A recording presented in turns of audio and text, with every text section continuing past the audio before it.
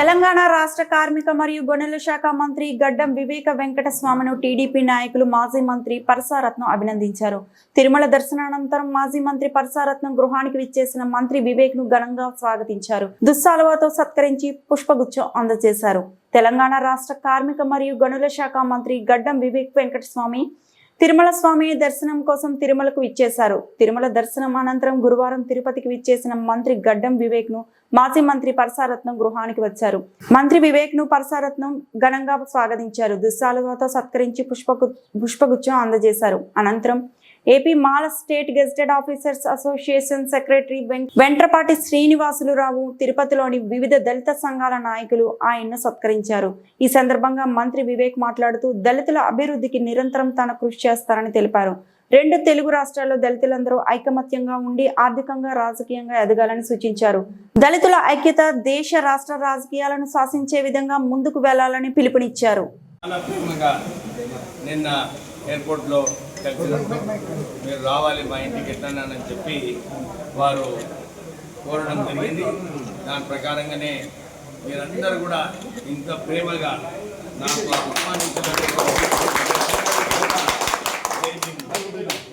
ఇప్పుడే రత్నం గారు చెప్పారు, కాకా వెంకట స్వామి గారు ఎప్పుడు నిరంతరం బలహీన వర్గాలకు ఎట్లా ఆదుకోవాలి, ఎట్లా వారికి ముందుకు తీసుకువెళ్ళాలని చెప్పి కాకా వెంకట స్వామి గారు ఆలోచిస్తున్నారు. మాకు కూడా అదే వారు ఏదైతే మాకు దారి చూపించినారో కాకా వెంకట స్వామి గారు అదే దారిలో నేను నడుస్తున్నాను.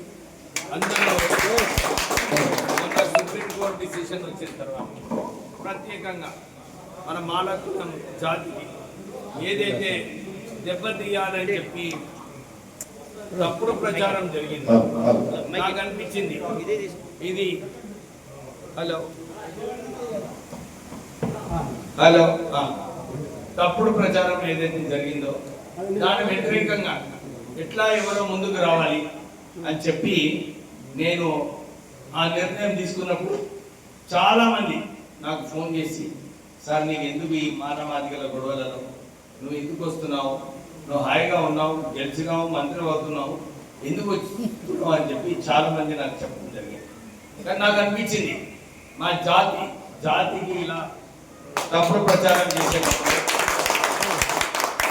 ఎవరో ఒకరు ముందుకు వచ్చే అవసరం ఉంది, వచ్చి దానికి ధైర్యంగా ముందుకు తీసుకెళ్ళాలని చెప్పి. ఎందుకంటే మా నాన్నగారు చెప్పిన మాటలు గుర్తుకొచ్చాయి. ఎప్పుడు కూడా రాజకీయాల్లో కానీ లైఫ్లో అయినా కానీ రిస్క్ తీసుకున్నప్పుడే నాయకుడు అవుతాడని చెప్పి ఎప్పుడు కూడా మా నాన్నగారు చెప్పారు. సో నాకు అది అనిపించింది, ఇది ఒక సమయం, మన జాతిని కాపాడుకునే సమయం వచ్చిందని చెప్పి నేను ముందు రావడం జరిగింది.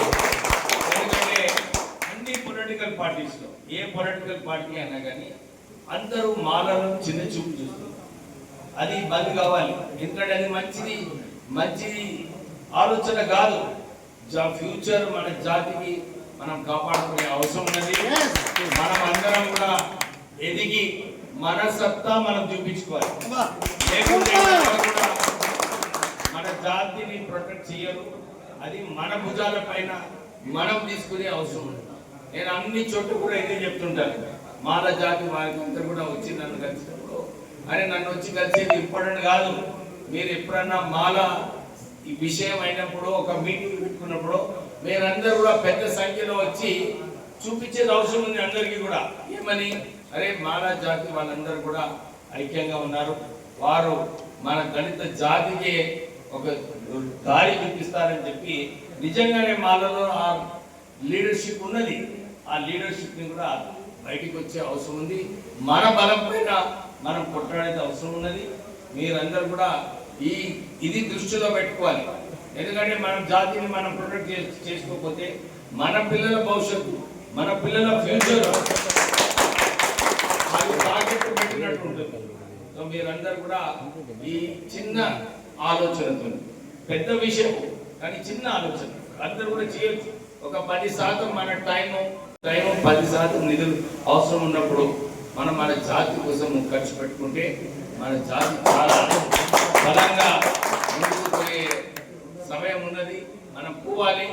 మనం అది చూపించుకున్నప్పుడే ఎందుకంటే మన జాతిలో చాలా మంది లీడర్స్ మంచిగా ఉన్నారు. రత్నం గారి లెక్క ఇక్కడ ఈ ప్రాంతంలో లీడర్స్ ఉన్నారు. మనమందరం వారిని ప్రోత్సహించినప్పుడే మన జాతిని వారు కాపాడగలుగుతారు. వారిని ప్రోత్సహించకుండా వారి జాతిని అంటే కాపాడగలుగుతారు, చేయలేరు. అది ఆ రెస్పాన్సిబిలిటీ మీపై ఉంది. మనం అందరం కలిసి, నేను ఇంతకుముందు కూడా చెప్పినాను, చాలా మంది నా మీద ఒత్తిడి ఇచ్చినప్పుడు మా పార్టీలో కూడా ఒత్తిడి తీసుకొచ్చారు. కానీ నేను ఎప్పుడు భయపడలేదు. నేను కేవలం మన జాతికి ఒక గౌరవం కల్పించాలి, మన జాతికి నిజంగానే వారితో కలిసి మెలిసి ఉండి మన జాతి సమస్యలను ఎప్పుడు కూడా కొట్లాడతానని చెప్పి మీ అందరికీ భరోసా ఇప్పిస్తూ మనమందరం కలిసి వెళ్దాము.